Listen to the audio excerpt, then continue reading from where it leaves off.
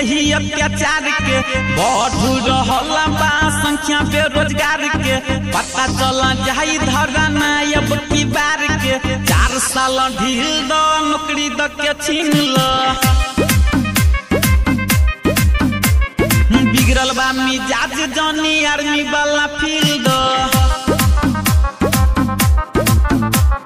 मोती बा माराई मोदी सरकार के गौरव बर्दाश्त नहीं यही अत्याचार के बढ़ रहला बा संख्या बेरोजगार के पता चला जाई धराना अब की बार के 4 साल ढील द नौकरी द के छीन ल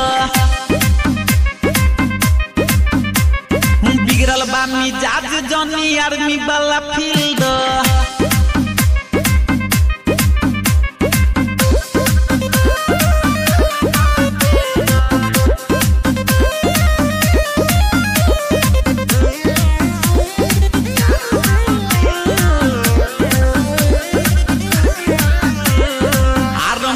भर बर्दाश्त न करी समझदारी वाला बात न करी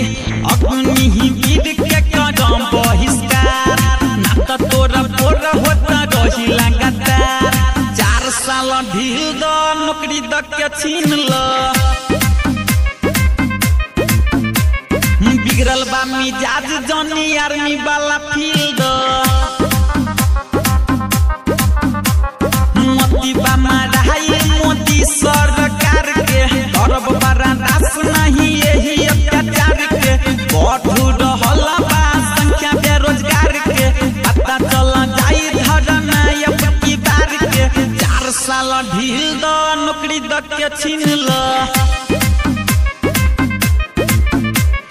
बिगड़ल बा मिजाज जनी आर्मी वाला फील्ड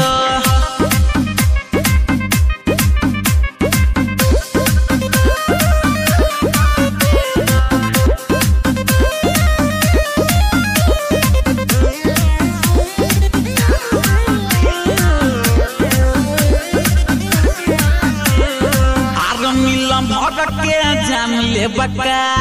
4 साल खातिर खाली काम ले बका ये सब के टूट गइल हौसला राज्य से कहे बदल फैसला 4 साल ढील द नौकरी द के छीन ल बिगड़ल बा मिजाज जनी आर्मी वाला फील्ड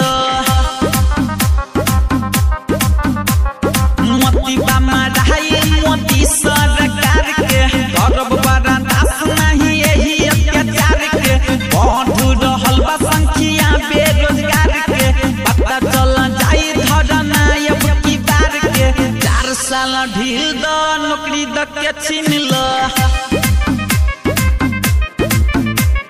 बिगड़ल बा मिजाज जनी आर्मी वाला फील्ड